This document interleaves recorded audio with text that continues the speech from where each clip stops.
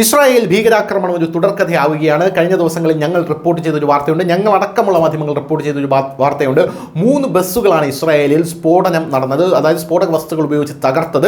യഥാർത്ഥത്തിൽ അവിടെ നടന്ന സംഭവം എന്ന് പറഞ്ഞാൽ ഇതിൻ്റെ ഉത്തരവാദിത്തം ഹമാസ് ഏറ്റെടുത്തിട്ടുണ്ടായിരുന്നു. രാത്രിയാണ് ഈ സ്ഫോടനം നടന്നത് 9 മണിക്ക്. അതുകൊണ്ട് ആളപായം ഉണ്ടായില്ല. പക്ഷേ ഈ ഹമാസ് സെറ്റ് ചെയ്ത ബോംബിൻ്റെ ടൈമർ ഇവർക്ക് സെറ്റ് ചെയ്യുന്നതിൽ വന്ന പിഴവാണ്. രാവിലെ 9 മണിക്കാണ് ഇവർ ടൈമർ വെച്ചിരുന്നത്. എന്നാൽ ദൈവാധീനം കൊണ്ട് രാത്രി 9 മണിക്കായി ഈ ടൈമർ ഇവർ ശ്രദ്ധിക്കാതെ തന്നെ മാറിപ്പോവുകയായിരുന്നു. അതുകൊണ്ടാണ് രാത്രി ബോംബ് പൊട്ടിത്തെറിച്ചത്. അല്ലെങ്കിൽ രാവിലെ ഒരുപാട് ആൾക്കാരുടെ ചോര ഇസ്രായേലിൽ വീണ്ടും വീഴുന്ന ഒരു സാഹചര്യം ഉണ്ടായിരുന്നതിന് അതുകൊണ്ട് തന്നെ വലിയ അപകടമുണ്ടായി. എന്നാൽ ഇപ്പോൾ വരുന്ന സുപ്രധാനമായിട്ടുള്ള റിപ്പോർട്ട് ഇസ്രായേലിൽ വീണ്ടും ഒരു ഭീകരാക്രമണം ഉണ്ടായിരിക്കുന്നു എന്ന് തന്നെയാണ്. ഇസ്രായേൽ ഇത്തവണ കാർ കൊണ്ടാണ് ഭീകരാക്രമണം നടത്തിയിരിക്കുന്നത്. ഹൈഫയിൽ ഒരു കാർ നിരവധി കാൽ യാത്രക്കാർക്ക് ഇടയിൽ ഇടിച്ചു കയറി 7 പേർക്ക് പരിക്കേറ്റു ഗുരുതരമായി എന്നുള്ള റിപ്പോർട്ടുകളാണ് പുറത്തു വരുന്നത്.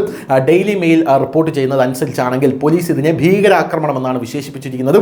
ഹൈഫ നഗരത്തിന് തെക്ക് ഭാഗത്തുള്ള കാർക്കൂറിൽ നിന്നാണ് സുരക്ഷാ സേന പ്രതിയെ അറസ്റ്റ് ചെയ്തിരിക്കുന്നത് എന്ന് നമുക്ക് മനസ്സിലാക്കാനായിട്ട് സാധിക്കുന്നു.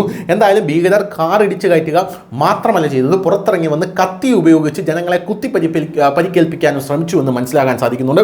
ബസ് സ്റ്റേഷനിൽ വെച്ച് ഭീകരം ആദ്യം നിരവധി പേരെ മർദ്ദിച്ചു, പിന്നീട് മറ്റുള്ളവരെ കത്തി കൊണ്ട് പരിക്കേൽപ്പിക്കാൻ ശ്രമിച്ചു. ഇസ്രായേലിന്റെ അടിയന്തര മെഡിക്കൽ സർവീസിലെ ഉദ്യോഗസ്ഥനായ മാഗർ ഡേവിസ് ആണ് ഇക്കാര്യം പറഞ്ഞിരിക്കുന്നത്. തന്റെ സംഘം സംഭവ സ്ഥലത്ത് 7 പേരെ ചികിത്സിക്കുന്നുണ്ടെന്നും അവരിൽ എല്ലാവരുടെയും നില ഗുരുതരമാണ് എന്നുമാണ് അദ്ദേഹം പറഞ്ഞിരിക്കുന്നത്. കാരക്കൂട്ട് ബസ് സ്റ്റേഷനിൽ യാത്രക്കാർ നിൽക്കുമ്പോൾ ഒരു വാഹനം നിരവധി പേരെ വന്ന് ഇടിക്കുന്നത് കണ്ടു. നിരവധി പേർക്ക് പരിക്കേറ്റുവെന്ന് ഇസ്രായേൽ പോലീസ് ട്വിറ്ററിൽ പോസ്റ്റ് ചെയ്തു.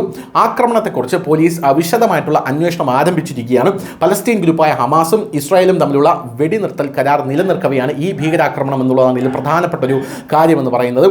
എന്തായാലും വെടിനിർത്തൽ സമയത്തെ ഈ ആക്രമണം വലിയ രീതിയിൽ തന്നെയാണ് ഇസ്രായേൽ നോക്കിക്കാണുന്നത്. ജനുവരി 19 മുതൽ മാർച്ച് 1 വരെ ഗാസയിൽ പൂർണ്ണമായ വെടിനിർത്തൽ ഉണ്ടാകും. ഈ സമയത്ത് ഹമാസ് 33 ഇസ്രായേലി ബന്ദികളെ മോചിപ്പിക്കും എന്നാണ് അവർ പറഞ്ഞിരുന്നത്. പിന്നെ ഇസ്രായേൽ തങ്ങളുടെ ബന്ദികളിൽ ഒരാളെ വിട്ടയക്കുന്നതിന് പകരമായി എല്ലാ ദിവസവും 33 ഫലസ്തീൻ തടവുകാരെ വിട്ടയക്കും. ഓരോ ഇസ്രായേലി വനിതാ സൈനികനും പകരം 50 ഫലസ്തീൻ തടവുകാരെ ഇസ്രായേൽ വിട്ടയക്കും.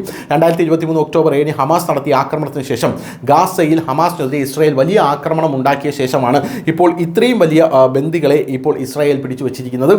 അപ്പോൾ ഹമാസ് ഒരു സൈനികനെ മോചിപ്പിക്കുമ്പോൾ ഒരു 33 പലസ്തീൻ തടവുകാരെ ഇസ്രായേൽ മോചിപ്പിക്കുമെന്നുള്ളതാണ് ആ കരാർ. അതിനിടയിലാണ് ഇപ്പോൾ നിരന്തരമായി ഇസ്രായേലിൽ ഭീകരാക്രമണങ്ങൾ ഉണ്ടാകുന്നു എന്ന റിപ്പോർട്ടുകൾ പുറത്തു വരുന്നത്. News desk news India Malayalam.